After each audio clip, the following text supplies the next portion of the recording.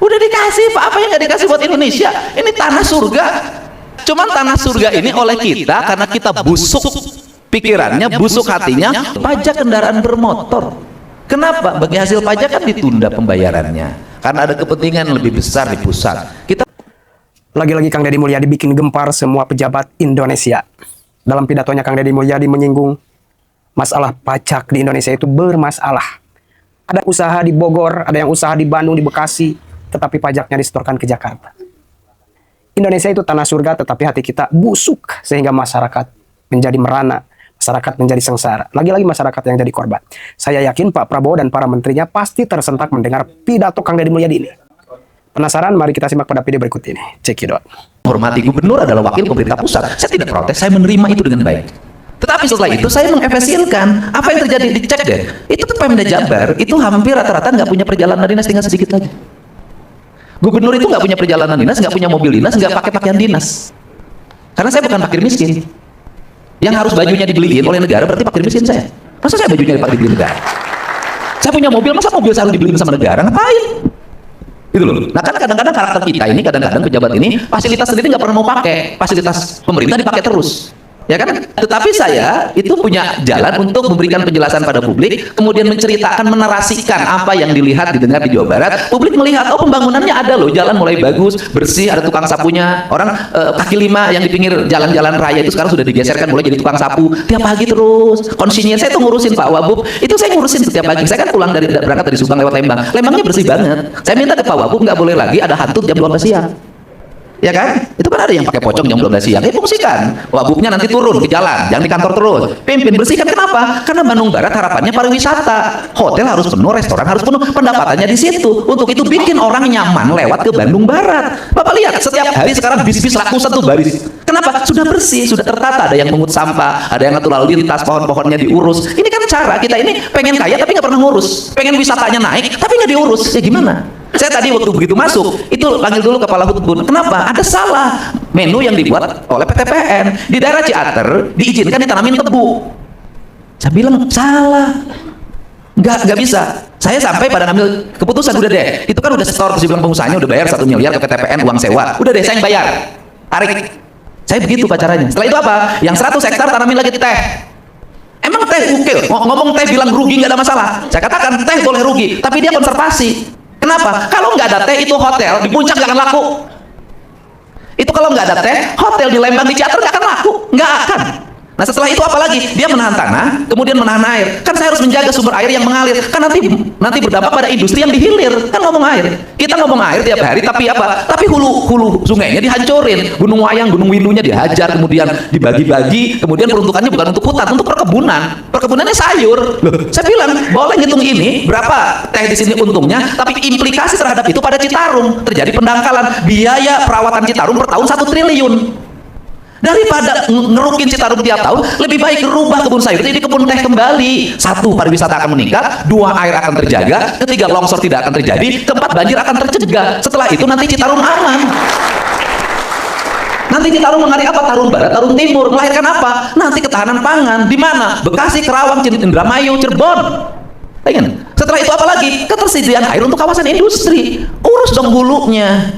Nah kita ini kan padahal, apa saya ngomong dulu leluhur kita disebut animis atau dinamis, penyembah gunung, penyembah batu, penyembah pohon. Mereka tuh bukan menyembah dalam arti menyembah sebagai sebuah nilai keyakinan, bukan. Tetapi secara simbolistik dia lagi memberikan gambaran kita ini hidup dari air, maka kalau ingin merawat air, menjaga air, rawatlah gunung, rawatlah pohon, rawatlah batu. Sederhana. Nah kita ini bukan bangsa animis, bangsa rasional yang setiap saat berdoa. Saya dari tadi, kita ini kan ya Allah, negeri yang doanya paling banyak itu Indonesia. Sebelum acara doa, ya Allah tunjukkanlah kami pada jalan yang udah ditunjukin. Lu ngambil jalan bengkok terus. Ini Pak ambil agama, para agama udah ditunjukin sama Allah, ya kan? Berilah kami rezeki yang berlimpah. Kamu udah diberi. Kamu dikasih gunung yang baik, gunung yang indah, kamu dikasih aliran sungai, kamu dikasih tanah yang subur, kamu dikasih udara yang bersih, kamu dikasih matahari yang setia, yang dia terbit di timur terbenam di barat tiap hari tidak pernah berubah. Kamu dikasih segalanya, rezekinya kamu kasih, tapi kamu kufur sehingga kamu tidak dapat apa? Yang dapat kemiskinan, peperangan, pertengkaran, perang di antara saudara. Itu nggak dikasih. Udah dikasih Pak, apa yang nggak dikasih buat Indonesia? Ini tanah surga. Cuman tanah surga ini oleh kita karena kita busuk pikirannya, busuk hatinya, orientasinya materialisme, lu penting mah untung, tidak pernah berpikir ke depan, tidak pernah berpikir anak cucu, maka tanah surga itu dirubah menjadi tanah neraka oleh diri kita sendiri. Ini rubah, Pak. Nah, ini kan ini harus benerin. Makanya saya tuh menyelesaikan masalah itu di hulu bukan di hilir. Ini hulunya beresin. Jadi kalau sakit kepala, nggak mesti kepala yang dipegang, bisa jadi ulu hati yang dibenerin. Kalau kita sakit kepala, kepalanya dipijit. Ya nggak bisa, masalahnya bukan di situ. Sakit kepala masalahnya apa? Ya nggak sakit kepala gimana? Gajinya cuma 4 juta, ngambil motor, istri 2, ya sakit kepala. Gimana? Oke, udahlah. Urusan kenakalan bapak pemain saya pelatih. Nah, terus ngomong lagi nih, belum selesai. Ngomong lagi adalah bahwa industrialisasi akan melahirkan pertumbuhan, ya katanya. Akan melahirkan kemampuan katanya. Kenapa? Kalau semuanya taat asas. Bagaimana taat asas? Bangun industri. Setelah bangun industri itu, kemudian pajaknya bayar di situ, baru. NPWP-nya di situ, baru. Setelah itu nomor mobil perusahaannya di situ, baru. Setelah itu rekrutmen karyawannya prioritaskan, latih dulu, didik dulu, orang situ baru. Baru industri melahirkan kemakmuran bagi Jawa Barat. Tapi kalau bangun pabrik yang ngeborongnya bukan orang situ juga, ya nggak ada masalah, terserah saja. Tapi NPWP perusahaannya di tempat lain, mobilnya dari mulai bus, truknya, nomornya nomor tempat lain, pegawainya juga tidak merekrut orang situ, ngambil di tempat lain. Setelah itu pegawainya juga dari mulai pegawai bawah sampai atas, nomornya juga nomor dari asal kampung halamannya, ya kita nggak dapat apa-apa. Kalau nggak dapat apa-apa, orang situ nggak kebagian jadi preman. Memperkuat diri. Kenapa memperkuat diri? Loh, habis saya tidak kasih ruang kecuali dengan kekerasan. Masa kita mau jadi negeri barbar? Untuk itu ya saya minta pada semuanya berkesadaran. Pengusaha berkesadaran dong. Kita yang bangun jalan, kita harus nyiapin fasilitas air, kita yang mengurus upah walaupun harus berhadapan dengan berbagai orang, kelompok, kita yang ditekankan dalam setiap waktu. Tapi Bapak bayar pajak di tempat lain, ekspor atas nama tempat lain, sedangkan ngadunya ke kita yang nggak bisa dong begitu. Apakah industri juga mempercepat pertumbuhan? Enggak juga. Kalau juga sistemnya kayak tadi, masyarakat setempat miskin, Pak. Kenapa? Kehilangan tanahnya, bikin kontrakan juga padarnya, kontrakannya geser, asalnya sewain rumahnya untuk tukang nasi goreng, akhirnya rumahnya dibeli oleh nasi goreng. Kenapa? Mindset juga harus dirubah masyarakat sekitarnya. Ini yang saya lagi rubah. Saya sering marahin orang tua itu, kamu kalau untuk usaha sekolah kamu bertahan, nggak punya duit, tapi anak kamu jajan 20.000 per hari. Sebenarnya lagi merubah mindset orang Jawa Barat. Lu sebentar lagi harus jadi petarung, harus menjadi orang yang hebat. Rubah anak-anaknya menjadi petarung, bukan jadi orang-orang manja. Orang Jawa Barat harus survive di Jawa Barat. Ini cara. Nah, yang kedua, itu adalah infrastruktur air. Iya, Bu. Ini kan banyak industri nyuri juga. Nggak dikasih izin tetap ngambil. Tapi kalau nggak dikasih izin, pabriknya nggak ada air. Airnya apa? Store aja. Izin nggak ada, bayar pajak enggak. Ya itu pasti langganan. Datang A, kasih. Datang B, kasih. Kan terjadi. Ini fakta kok. Saya bilang, Anda pelatih, Anda pemain, saya pelatih. Jadi tahu, ini harus dibenerin. Gimana? Saya selalu ngambil keputusan. Ya sudahlah, kasih izin. Daripada tidak dikasih izin, tetap ngambil air. Nah, yang berikutnya apa? Ya sudah, saya minta kepala Bapeda 2027 dan 2028 kalau ada duit yang cukup. Ya kalau ada duit, Pak. Saya jelasin, Pak. Sebelum saya gubernur, anggaran Jawa Barat 37 triliun. 1 tahun saya gubernur, anggaran Jawa Barat 31 triliun. Setahun sekarang ini anggaran Jawa Barat tinggal 28 triliun, dipotong hutang yang harus dibayar dalam setiap tahun oleh pemerintah Jawa Barat ke Pemprov karena memang peninggalan yang dulu itu 600 miliar per tahun. Pak, saya ngelola duit hanya 27,4 dengan penduduk 55 juta, Pak. Tetapi Bapak lihat infrastrukturnya, pembangunan pendidikannya jauh lebih baik. So, mohon maaf, dulu anggaran 37 triliun tidak bisa membuat sekolah free. Hari ini anggaran 27,5. Insya Allah sekolah di Jawa Barat yang anak-anaknya sudah terdata di PCMB, kurang lebih yang nggak dapat lapak di sekolah negeri 80.000, itu sudah dijamin oleh pemerintah provinsi. Itu beda. Orang duit banyak belum tentu efektif. Infrastruktur baik, layanan pemerintah detail sampai ngurusin apa namanya si Taufik Hidayat aja kita urusin. Kita urusin, diumumin. Saya bilang 250 juta bagi mereka yang menemukan Taufik Hidayat sampai menginformasikan kepada jajaran kepolisian. Dia udah kabur ke Tangerang. Begitu dengar 250 juta, dia secara psikologi tertekan. Kenapa? Setiap orang pasti mau cari 250. Nanti mau saya dilaporin, balik lagi. Itu efektif itu 250 juta itu. Gitu. Nah, ini kan cara. Nah, yang terakhir adalah infrastruktur teknologi informasi. Jaringan internet. Ini problem lagi. Kenapa problemnya? Ya gimana ya?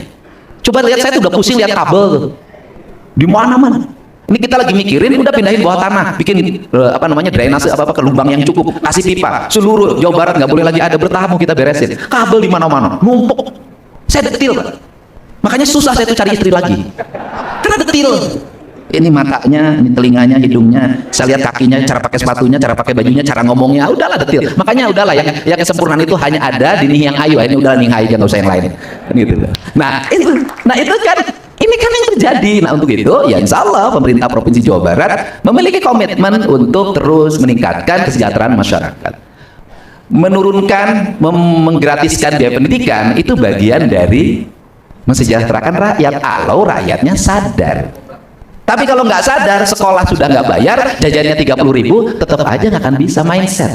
Infrastruktur diperbarui, bagian dari komitmen kita. Kemudian berikutnya adalah terakhir, harus ada distribusi ekonomi. Industri di Bekasi, industri di Kerawang, industri di Subang, Majalengka, Indramayu, Cirebon, kemudian Bogor. Kan intinya semuanya ada sumber air dan sumber udara. Di mana? Di Jawa Barat Selatan. Nah Jawa Barat Selatan tuh berkorban, jagain hutan, jagain perkebunan, jagain air. Pertumbuhan ekonominya nggak terlalu cepat. Kenapa? Duitnya duit pertanian dan perkebunan. Anda tahu nggak berapa upahnya? 30.000 sehari. Makanya kemiskinannya tinggi.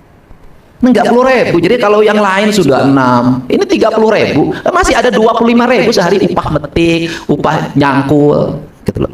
Nah ini kan nggak boleh, pemerintah nggak adil. Nah saya makanya mendorong infrastruktur juga ke selatan. Setelah itu mereka harus tetap dijaga dan ditata. Agar apa? Agar orang utara yang di pabrik ini Jumat, Sabtu, Minggu bisa touring ke selatan.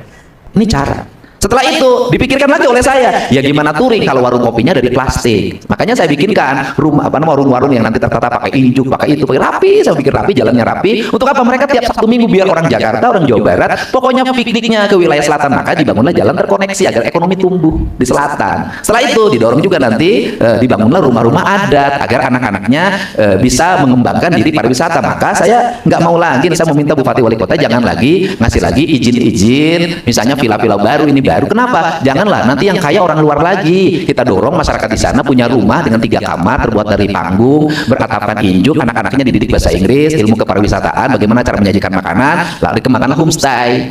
Biayanya murah tapi ekonomi bisa tumbuh. Kan ingin rakyat setempat yang maju. Kan ini cara merubah. Nah setelah itu nanti terbangun koneksi. Koneksinya apa? Koneksi utara selatan, kota dan desa. Nah akhirnya nanti anak-anaknya mengalami pertumbuhan. Kan ini cara, tidak dibunuh terus. Di sini dibunuh. Ini baru, ini dibunuh lagi. Akhirnya ya terus. Saya sampai kapanpun mohon maaf ya, tidak akan pernah ada negara yang menjadi negara maju ketika. Terima kasih sudah menonton. Jangan lupa like, subscribe, dan tekan tombol lonceng.